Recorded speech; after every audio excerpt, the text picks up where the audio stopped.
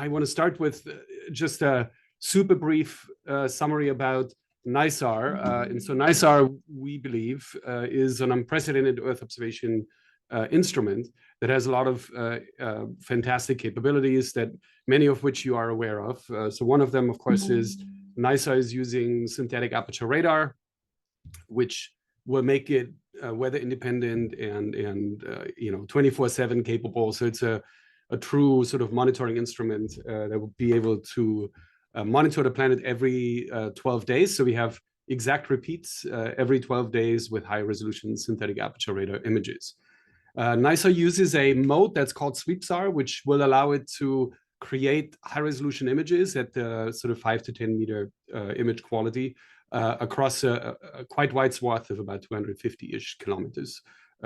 So from a data quality perspective, it's going to be similar to what you get from Sentinel-1. The difference, however, will be that NISAR operates at different wavelengths. It uses S-band and L-band. L-band is going to be available globally, and the folks that have worked with SAR before know that what that gives you, it gives you penetration into and through vegetation canopies. So if you are interested in things like above ground biomass, so if you wanted to quantify vegetation parameters themselves, this gives you the capability to actually sense the vegetation and then map its parameters. But if you're interested in things underneath it, for you, in your case, for instance, you might be really interested in snow loads in boreal forests or under vegetation covers. And NISAR has the capability to see things under those trees. The example here is not snow, but it's flooding mapped with an L-band instrument with JAWS-1, which shows you that in contrast to optical data and other SAR systems, L-band gives you that capability to see things under vegetation. As sort of a fact sheet, some of the fantastic things that NISAR is going to bring is, of course, the first dual frequency LS-band permanent radar system in space that will operate jointly over many places. If you go to the NISAR website, you see the maps that show you where LS-band is available. It includes a lot of India and the surrounding areas, but also some places in the Arctic, on the west coast of Alaska, and throughout the world, where both of those will be available. NISAR will fly the biggest onboard recorder ever flown, which allows us to also create a massive duty cycle, which means that we can basically image all the time when the satellite is in orbit. The duty cycle is very, very high. And this allows us to have, map all land masses every time the satellite passes over them. So we have full coverage of all land masses every 12 days. Every 12 days means in the exact same geometry. In many places, especially if you look at higher latitude locations, if you stand on the ground and you look up, you're seen by NISAR much more often, both in ascending and descending geometry, giving you a really dense time series of physical parameters. One thing that's interesting for folks interested in higher latitudes, NISAR, as you may have heard, is a left-looking instrument. So it's unique in the sense that it will provide near full and regular coverage of the Antarctic. So if you are interested in sort of Antarctic research, it's going to give you much more dense coverage and much more complete coverage of the Antarctic continent. There is going to be a gap in the polar regions because of that. Most of this affects folks that are interested in sea ice studies. There's a little bit of northern Greenland that is also not covered fully by NISAR, but through the access to Sentinel-1 and other missions, you should be able to fill in those areas. So it's very complementary to most other spaceborne missions, which are typically predominantly right-looking. One other thing that I'll get back to is NISAR will bring in enormous amounts of data. Collectively, with all of its acquisitions and all of the various data products that I'm going to talk to you in a sec, NISAR will create up to 50 petabytes per year of data, which is a factor of 10 more than what Sentinel-1 will bring. And that comes with its benefits. It will bring in data that will keep the community busy for many years, but it also comes with its challenges in terms of managing these large data volumes, and I'm going to talk about that here in a sec. And then lastly, it is built for repeat pass InSAR. So it's I would call it the displacement mapping machine. L-band with its vegetation penetration gives it unprecedented coherence. The orbit, sort of the baselines, will be, like for Sentinel-1 for a long time, very short. And we have repeat coverage every 12 days on a global scale. So it will allow you to do fantastic new things using InSAR. One of them, Shadi is going to talk about today. And then acknowledging there might be some folks also from Israel on this call. NISAR is developed, as probably by now most people know, in a full collaboration between NASA and Israel, very successful collaboration. And a lot of the things I'm going to show you today are implemented by NASA in connection with JPL. So briefly, on the different science and applications disciplines NISAR is supporting. NISAR was designed to feed into 3 different science disciplines. One of them is solid earth science, addressing volcanic and seismic hazards, but also groundwater extraction, sort of aquifer depletion, and all kinds of other surface displacements that you may get in response to changes of the solid earth. And at L-band, we'll be able to do so with very, very high precision and for most places of Earth. Then the one that's interesting to you the most is, of course, the cryospheric sciences. There is a number of science requirements related to sea ice and glacier monitoring, but also other cryosphere disciplines, such as permafrost, etc. And then lastly, ecosystem sciences is the third main science disciplines of NISAR that has helped us define design criteria for NISAR. There we are aiming for things like biomass and biomass change monitoring, agriculture monitoring and agriculture mapping, but also analyzing wetlands and other such places around the globe. And then additionally, because it is SAR, because it is cloud-free, and because of all of its capabilities, there's a huge amount of different applications that are tied to NISAR, anything from homeland security over hazard mapping, such as wildfires, flooding, marine hazards, etc. So there are many applications that have developed over time, and on a NISAR website, I have a link to that later, there is a whole set of little 2 pages that you can look through with the various applications that NISAR will feed into. So it's a very, very diverse instrument. And in order to meet all of these requirements and provide data for all of those, NISAR does some things that are sort of a first in the community. Let's see if I can pull up my laser pointer here real quick. So it, of course, will provide the data sets that you are already accustomed to when you're a SAR user. These are the level 0 raw data, the level 1 single-lux complex data sets. But it also will provide now level 2 products, which is a first for one of these large SAR missions.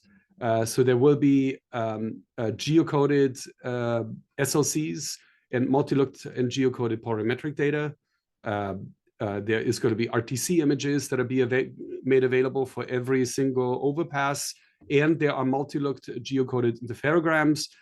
These are, in this case, next neighbor interferograms that are being operationally produced for every new data set.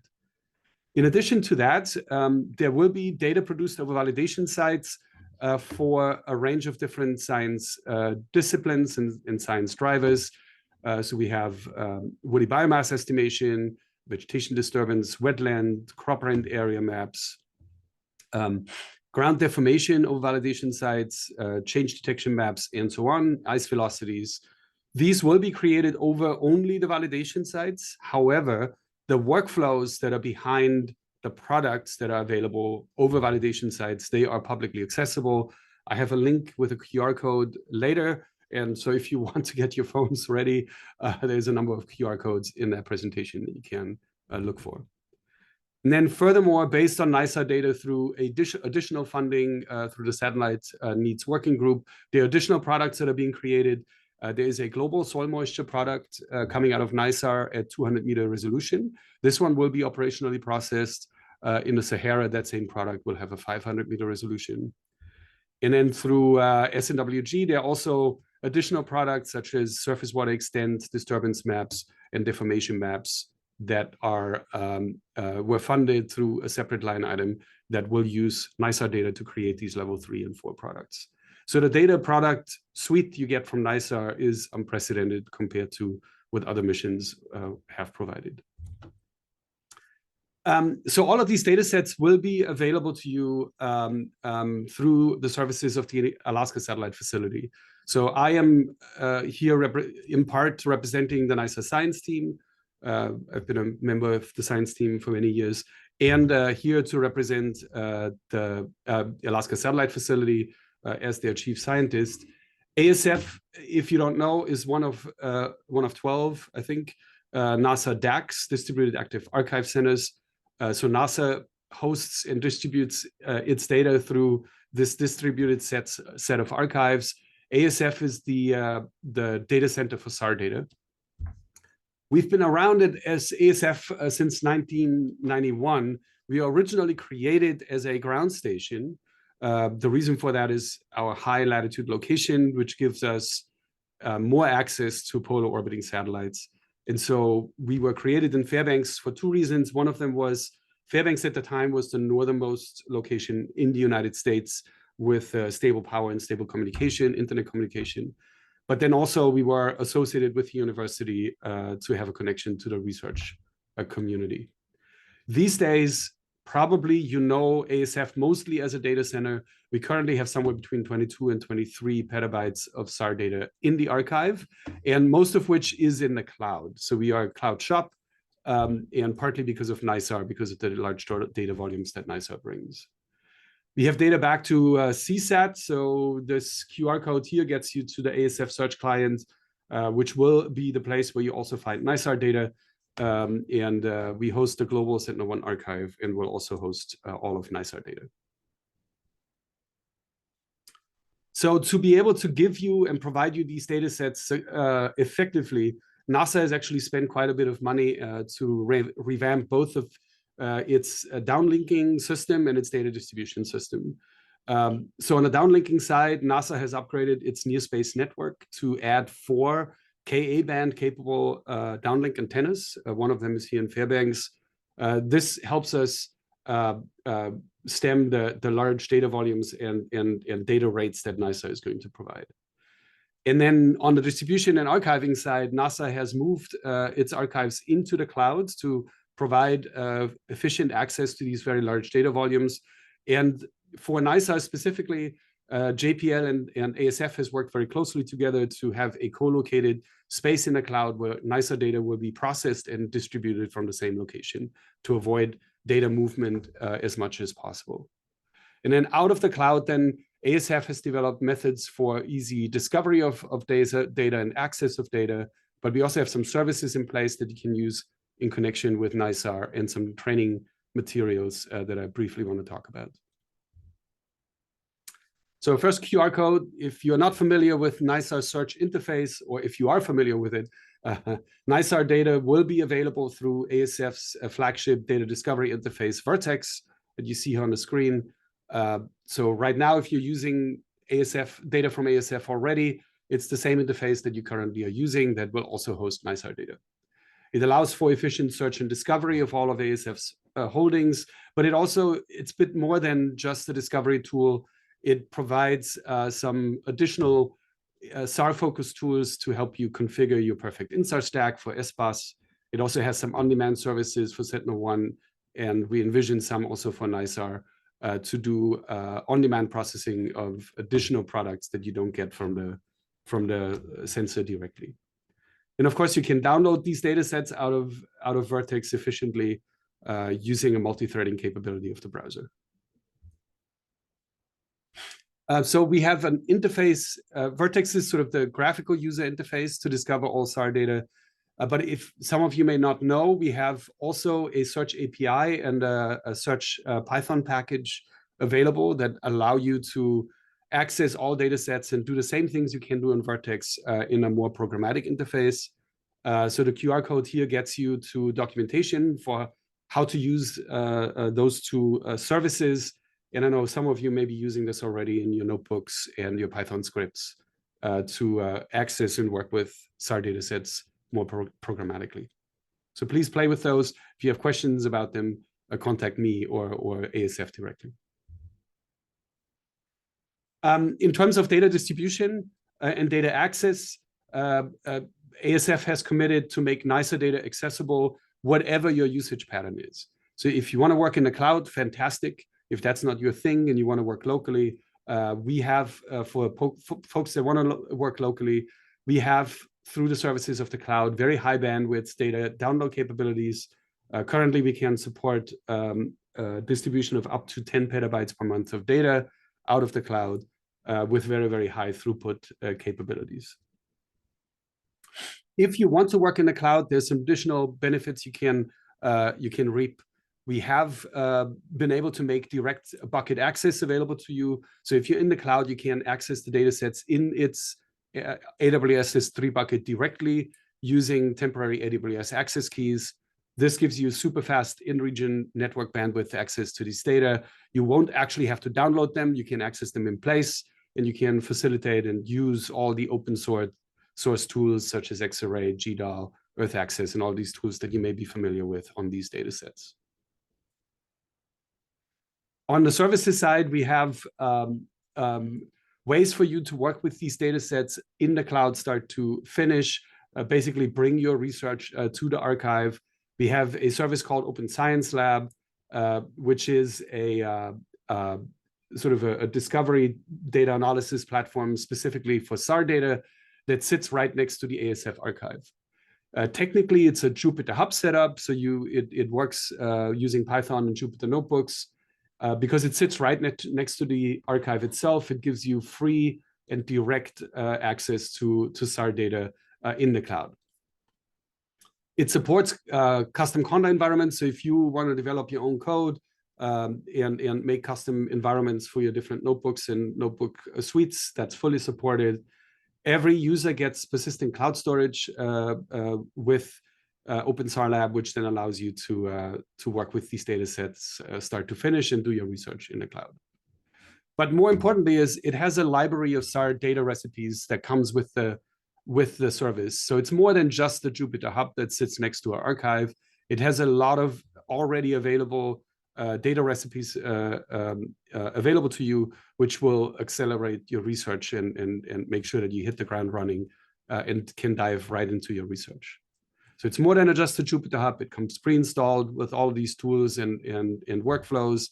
And it's been used a lot to prepare the community for efficient access and for how to work with NISAR data. So we've used it in many classes and research projects and trainings. And it's really well suited to host. If you're interested in this, if you want to do very large trainings, this setup is well suited for supporting these very large trainings. By providing an environment that are accessible from anywhere, as long as you have access to a web browser and enough internet to visualize a website. On demand, additionally, NASA is still investigating additional on-demand and custom processing needs for NISAR, and we're always interested in hearing from you what kind of on-demand needs you may have. What that could look like on the on-demand side, for instance, is currently NISAR is going to provide you next neighbor interferograms as shown on this slide. So if you have a time series of images, what you will get from NISAR are these next neighbor pair interferograms. But for your InSAR needs, you may need additional on-demand interferograms that span different time spans that are otherwise maybe processed with the exact same parameters, but have different temporal pairings. So that could be an on-demand request that you're interested in. And if that's a use case you're interested in, please let us know. On the custom processing side, you might be interested in the GCOV products. So these are those geocoded covariance matrix products that have the calibrated polarimetric information in it. They're currently provided at 20-meter resolution. You might be interested in doing certainly different things. You might want them at 10-meter resolution or at some different resolution. Or you may want them to be processed with a different DEM. This is a custom processing case. If you have any ideas in that space, please let us know. So wrapping up and handing it over to Shadi, just a few notes on, how can you get started with wanting to NISAR. So if you are ready to NISAR, there's a few things you can use. There's a NISAR user's handbook you can access through this QR code. I have a copy here in my hand. Super fantastic to learn how NISAR works, what the science goals are, what the data products look like, etc. So definitely worth getting for free download. You can still be an early adopter. So there's a QR code here that gets you to a website where you can sign up for to be an early engagement and early adopter community member. This will add you to regular telecons that are happening where you learn more about NISAR and what's going on with the mission. I talked earlier that there are level 3 workflows that are being made available for each science discipline. And this QR code gets you to a GitLab repository where all these data workflows are available as Jupyter notebooks. So you see here what's contained. You have solid earth, soil moisture, ecosystems, cryosphere, and applications notebooks. Please check this out, clone the repository, and you can start playing with some of these workflows. And then lastly, there's lots of education and training material available. Some of you may know about some of the SAR classes that are being taught at UAF. I saw a few of the folks in the audience that have taken these classes before. Beyond that, we have some resources on our website called SAR CBC, SAR Capacity Building Center, where there's training materials available through that QR code. We have a 3-course edX curriculum that's available on edX that gets you started with SAR and its applications to ecosystems and natural hazards. The NASA Applied Remote Sensing and Training Program, or short RSET, has a growing set of resources for how to work with SAR data. And there's going to be some upcoming trainings over the next year that are more specific to NISAR itself. So please have a look out for an announcement from RSET. And then lastly, a few years ago, there was a free handbook published that gives you some information about SAR and specifically how it's being used for ecosystems monitoring. This book is open source and has Jupyter notebooks attached to them that you can use to get started. And finally, there is lots of NISAR sample products available. So if you wanted to build workflows now that will work with NISAR data, please go to this QR code and download some of these sample products. This is going to be great to get used to the data format, to make sure that your sort of data import routines are ready for when NISAR launches and gets going.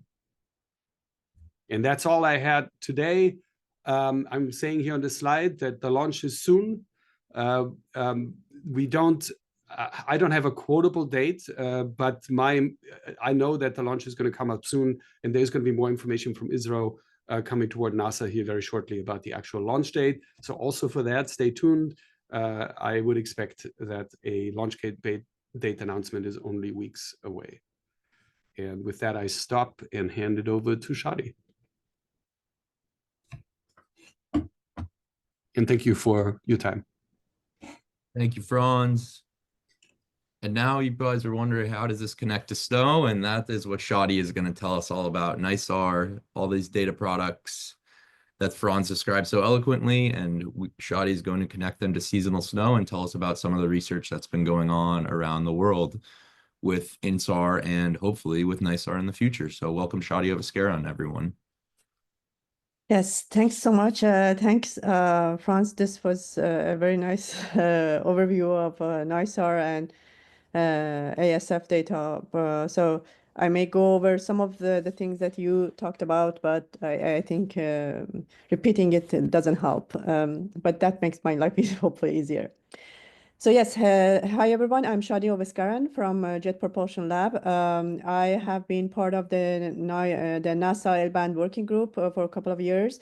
That we have been working using InSAR to estimate SWE. And I'm also part of the NISAR project team for the past, I don't know how many years. As Franz mentioned, the NISAR is going to come, and so we want to see how it is relevant to estimating SWE. The theory behind it is actually have been there for quite some time now. And like in 2001, it was the first time I think that it was mentioned that the phase that you would see in the interferogram is proportional to the snow depth change. And in 2017, decadal survey calls for SUI measurements with 3 centimeter accuracy using active sensors such as radar, and it has been part of the decadal survey explorer mission category.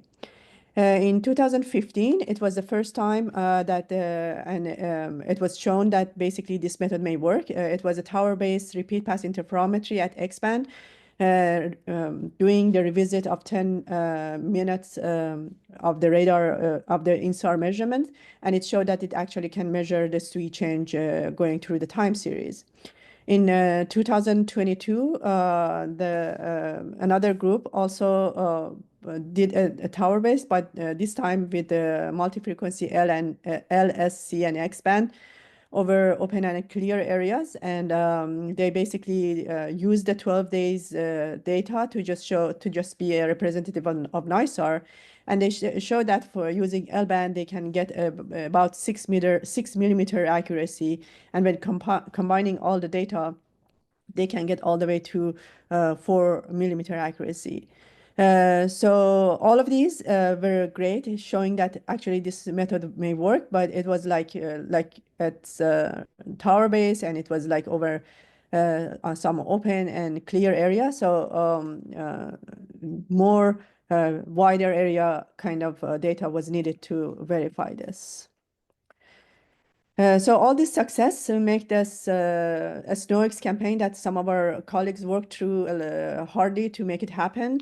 And the base of it was making some UAVSAR time series. A UAVSAR is an airplane kind of repeat pass interferometry that they used it to measure snow change through some of the sites. In 2020, they did biweekly kind of approach over a larger area. They had like 13 sites across 5 states, but the time series wasn't very regular. However, some of the success that I'm going to show later helped them to a better time series in 2021, making it a weekly time sampling of the UAVSAR, this time over smaller areas, like 6 sites across 4 states, but a very denser and nicer time series. There has been some local experience field work that really helped in validating these data, the data that UAVSAR collected. The other nice thing was that there was some LiDAR acquisition over some of these sites, which was very helpful, as we will show. And then the other nice thing was that there was some coordination with the Sentinel-1 team. So Sentinel-1 normally acquire data every 12 days, similar to NISAR, but it has the capability to, it's been stopped now, but hopefully it will regain again. It had the capability to do the 6-day revisit over the targeted areas, and there was some coordination between SNOX campaign and Sentinel-1 team to make a 6-day revisit over some of our SNOX sites, which was also very helpful. So this is our NASA L-band InSAR working group that started in 2021 after a meeting that we had. There were more than 30 people working on that. We used to meet regularly and over Zoom, but there has been some in-person meetings, either through the conferences and all that. And there has been some nice publication coming out of this group. So I'm going to show you some of the findings that this SNOX campaign basically helped us to show that the retrieval of SUI can work using InSAR.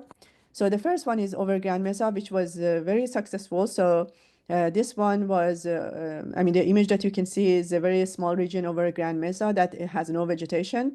But you can see on the left-hand side, the UAVSAR inverted the snow depth, and on the right-hand side, you can see the LiDAR data, snow depth change, and you can they look almost identical, And it has been really motivating to actually help us to do the SNOX campaign in 2021 with a very nice time series. The correlation between the data, between these two data is about 0.76, and the RMSE was 0.5 millimeter, which was really great.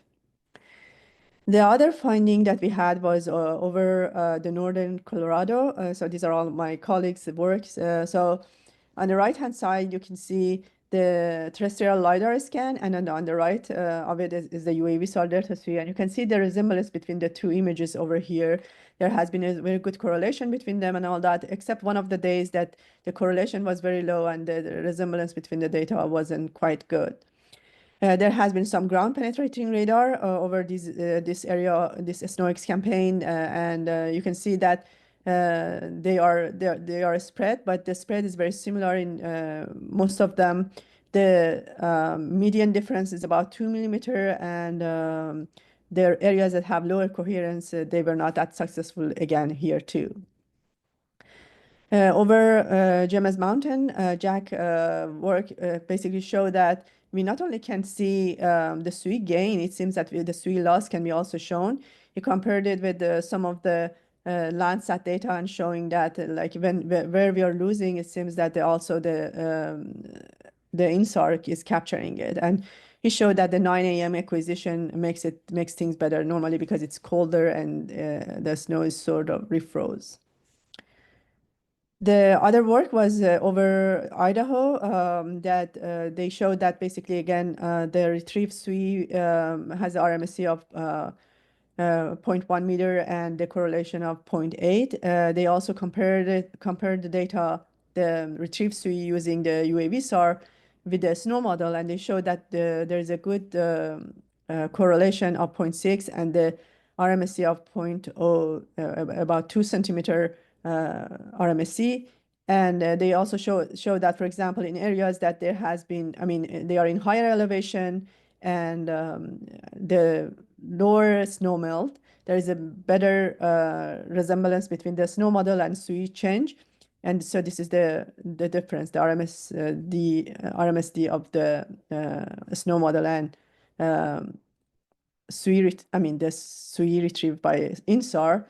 In contrast, in areas that we have, like we are in the lower elevation and more snow melt, there is the error is getting higher. So the best performance is basically is over higher elevation and dry snow regions. So this is the Sentinel-1. The difference between this one is that we have been using the entire time series because this UAV-SAR, the data wasn't capturing the entire snow season, but well, for Sentinel, similar to what we're going to have with NISAR, it's going to cover the entire snow season. So what we did was that, like I said, we had a 6-day revisit over some of the SNOX campaigns. So we use those 6 days because 12 days was a little bit high and you lose the coherence. And then so we used the 6-day revisit for the entire time series from the December 1st to the end of the March.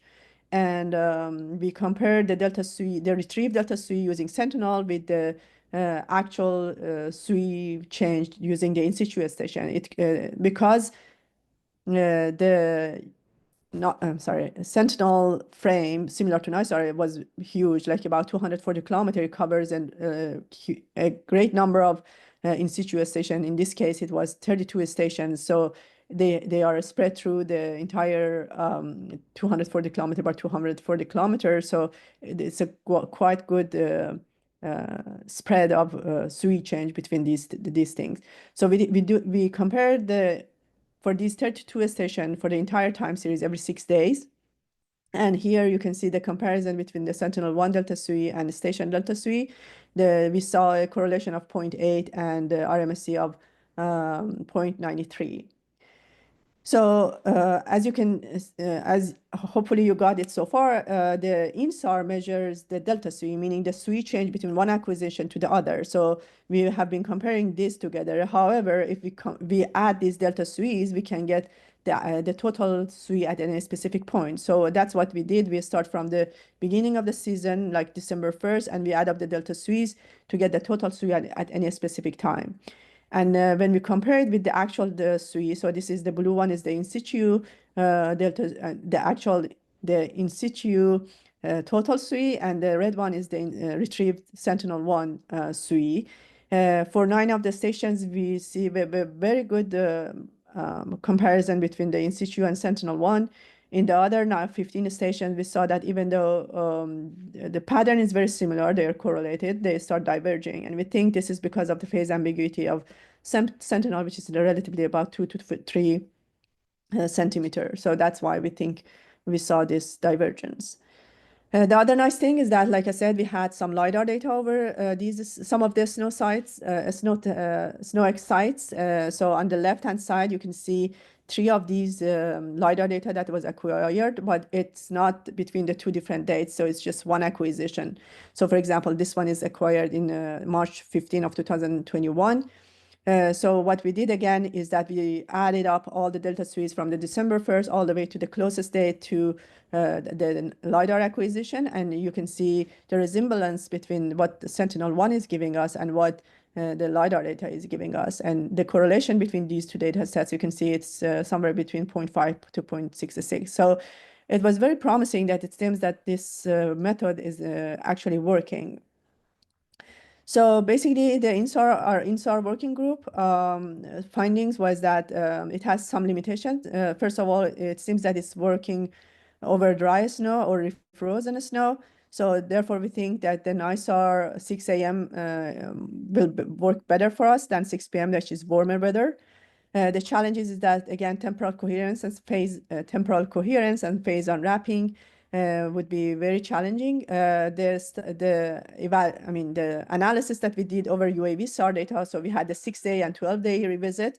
It showed us that we lose about 10 to 25% of the data going from 6 days to the 12 days. So if the NISAR was 6 days, it would definitely be better. But we think that it's still the 12-day will give us some good result.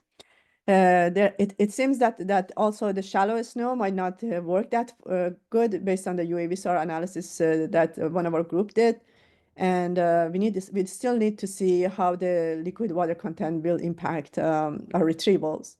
In terms of the environmental effects, we have, vegetation degrades are resolved, but we also have shown that we get some promising results even over vegetated areas.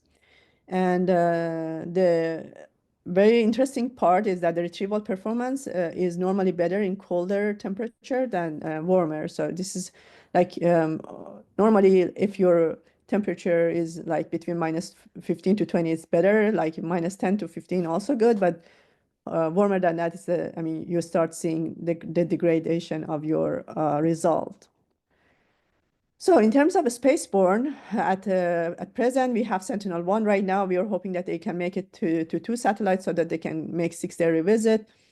The ALOS-2 was already up there, SAOCOM and Cosmos SkyMed. They are all repeat pass interferometry that are up there. In terms of the present, ALOS-4 was launched last June, I think.